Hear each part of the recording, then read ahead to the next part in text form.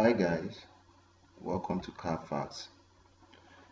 Today we're going to be discussing about the 9 most expensive mid-size sedans of 2021.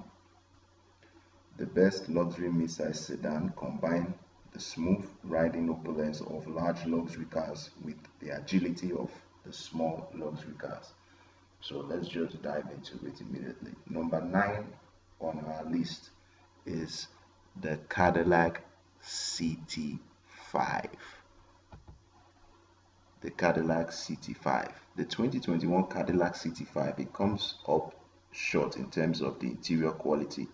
It comes up short because I'm not sure the interior quality can be compared to other cars, but it also comes up short with trunk space, driving engagement compared to its other rivals. The vehicle does not really have an overall score in ranking because it hasn't been fully crash tested. Then this is according to car news. So, but its pros and cons, some of them are it has great legroom, plenty of standard and optional features, underwhelming base engine, door handling. The handling is kind of dull. Low rent cabin, small trunk.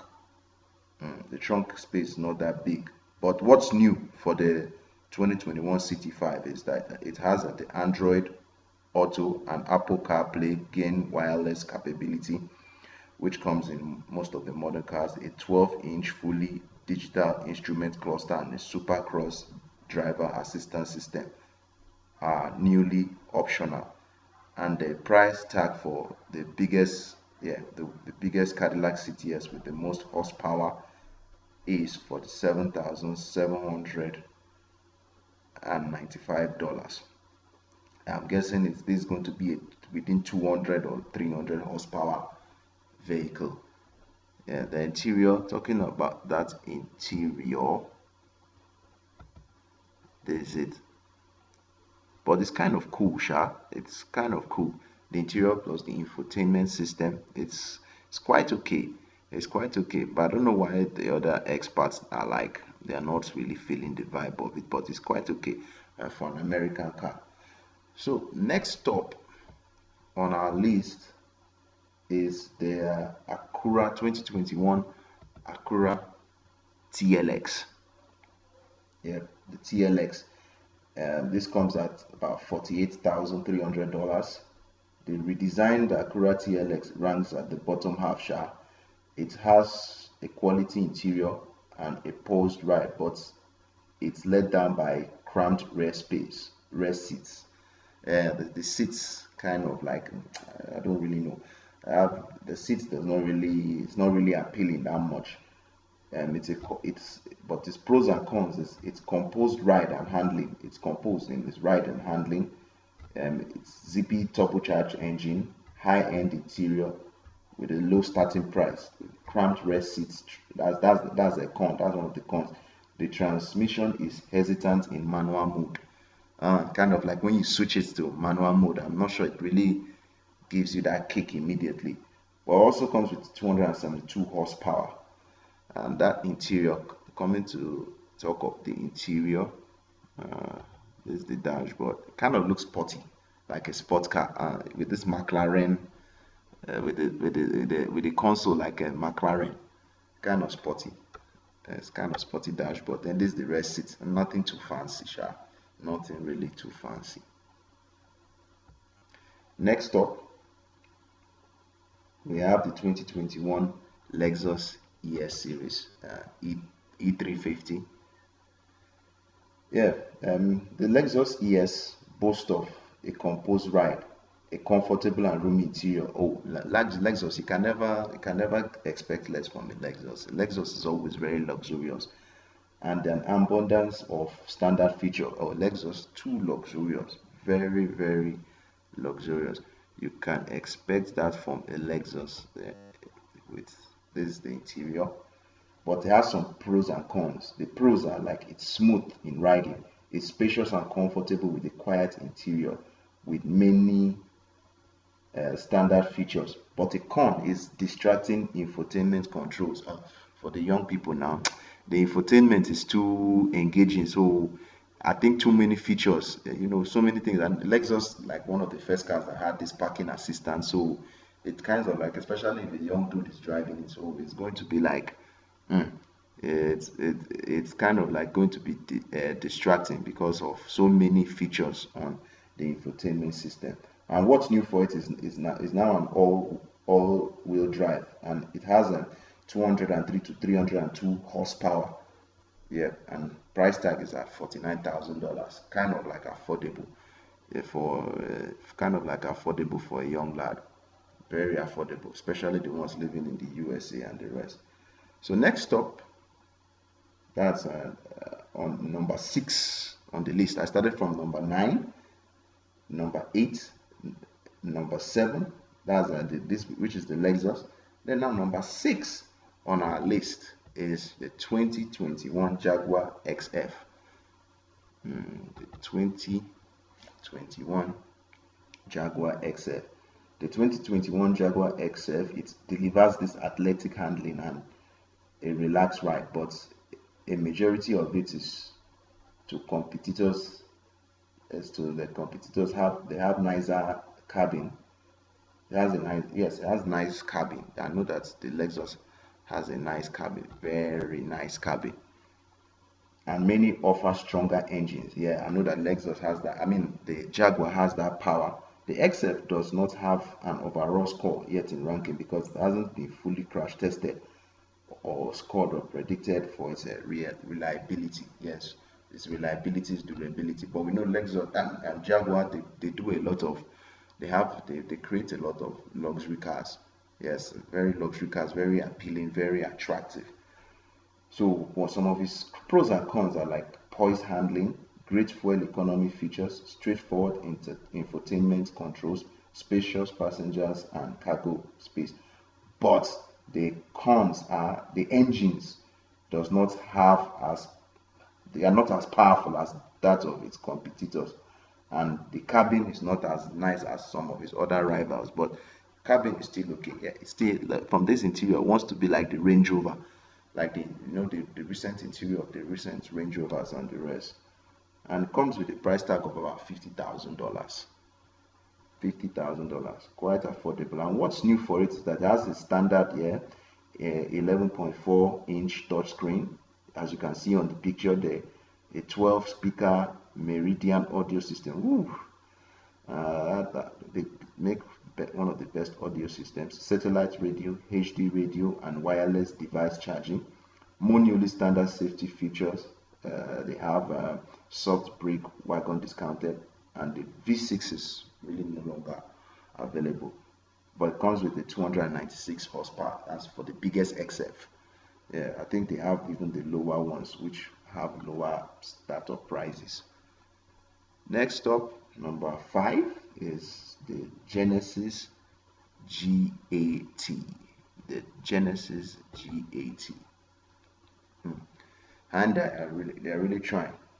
The 2021 Genesis G80 ranks near the top of the luxury mid-sized car class thanks to its quiet and comfortable interior, top-notch material. The materials are kind of top-notch, user-friendly features, and pleasant driving dynamics.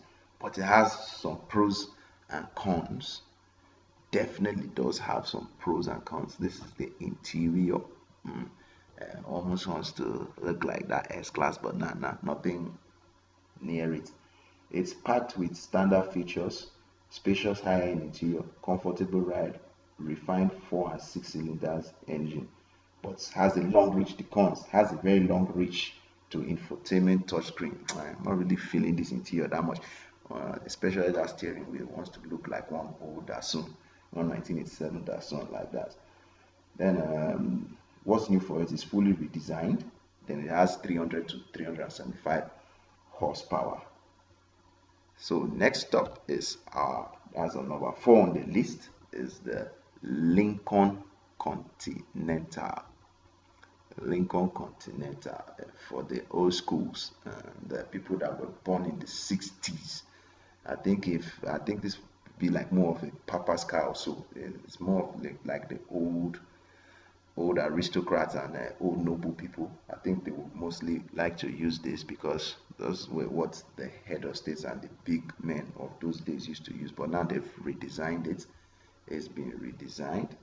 So it's kind of been redesigned. Yeah, and it kind of looks nice. It wants to be like maybe a Phantom, a Rolls Royce Phantom, or a Rolls Royce Ghost, kind of American replacement for those people that want to feel like they're driving a Rolls Royce with the suicide doors. See, after a 14-year absence, they've been absent for 14 years. Lincoln reintroduced his flagship Continental to discerning luxury buyers for the 2017 model year, as they brought it back in 2017.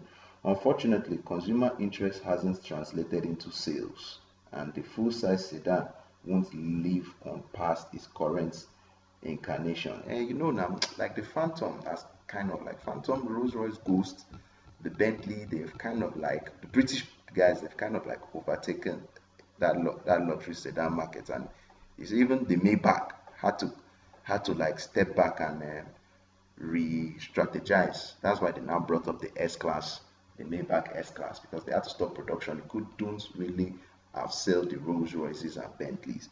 So the Lincoln Continental, Lincoln as a company, they will have to like really do more in their marketing in order to push this forward the more. So the Lincoln exclusive, the twin turbo 3.0 liter V6 engine is gone. The full-size sedan is exclusively powered by a 2.7 liter V6, putting it at 335 horsepower. See, nothing compared to the Rolls. Two trim levels are offered, select and reserve, both with standard all-wheel. For 2019, adaptive cruise control has been made standard as has blind spot information, lane keeping assistance, and pre-collision assist with pedestrian detection.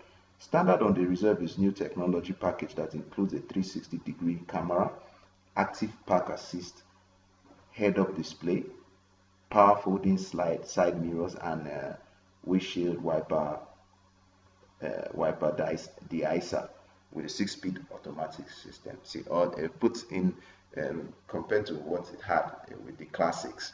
They've put in a lot of new things. So what modern cars have nowadays, they put it in, and I kind of like this interior a little bit. I kind of like the interior.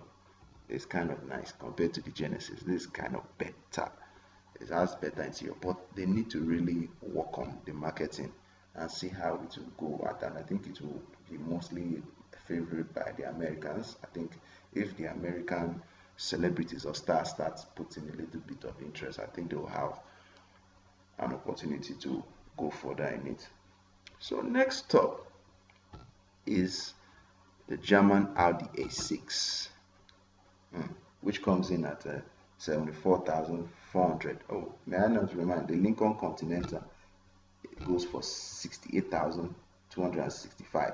At least a little bit like the Rolls Royces are like 5 or 6 times that amount. But it's kind of affordable for someone that wants to feel they want to drive, have something like a replacement for a Rolls Royce, if with the suicide doors and the rest. So the 2021 Audi A6 comes in at almost $75,000. The 2021 Audi A6 has an opulent interior, a refined ride, and powerful engines, but its true rank is rather undersized. The Audi does not have an overall scoring ranking. Yeah, it can't. I mean, I won't be able to give it that much of ranking. And you know, Volkswagens, they have their issues, gearbox problems, engine problems, and sometimes I don't like. I've never really had a good experience with Volkswagen, though they are very comfortable, beautiful, they are crafted beautifully, but Volkswagens and Audis now. So the pros and cons. Okay, it's a refined ride with nice handling, yes. Has potent engines, yes. Elegant cabin, yes. Comfortable seats, yes. Small trunk for the class, and it's not as sporty as some rivals, yes. The biggest of them, it comes at a 444 horsepower. The engine, yeah, that's kind of like a little bit of power over there. Compared to the A8. So this one will be for like mid-age guys that are making mid-size money, so they can use that. So I think it's about Audi. Nah. I'm not really feeling it based on experience. based on experience. So the next stop is the 2021 M5. The 2021 M5. So, has exhilarating power. Yes, we know BMW, mad power. A serene ride, a top-notch safety score, and a cavernous cabin are just some of the traits of this car. Definitely, but it also has its pros and cons. Let me remind you, this M5 compared to the other 5 series, this is the most expensive of the 5 series. So M5, the price starts at $105,000.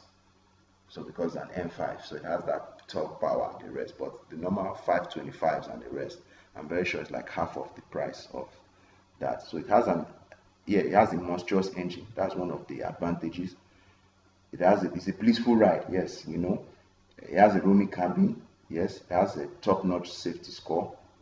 But well, to the people that can't afford it, these are the disadvantages. It's far more expensive than most of its rivals. Yes, very true. And what's new for it is that it has a 12.3-inch touchscreen and Android Auto now standard. Yes, it has hybrid technology, refreshed interior and exterior styling. Then it comes with a 617 horsepower. Ooh, that kind of power. And it has also a very nice interior, a very beautiful interior. There's the interior, very beautiful. Yeah, it stands out. Even kind of, I prefer it to that of the Mercedes. Personally, I prefer it to that of the Mercedes. But the S-Class, I like the S-Class interior, but the E-Class, that is like its next rival, the E63 AMG, that is like its close rival. I prefer this interior, but only that. We are now ranking based on cost.